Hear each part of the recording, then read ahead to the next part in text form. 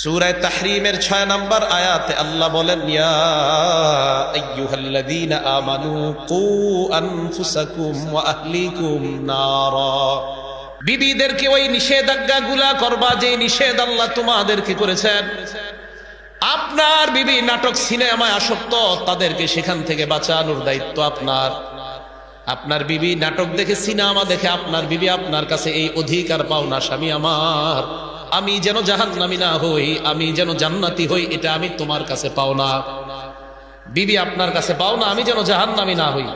আমি আমার মা বাবা সব ছেড়ে আসছি তোমার ঘরে, আমি যেন জাহান্নামী না হই, আমি এই অধিকার তোমার কাছে পাও না। মনে রাখবেন, কোন বিবি অন্যায় করলে স্বামী সেখান থেকে ফিরিয়ে রাখাটা, এটাই স্ত্রীর অধিকার আদায় করা।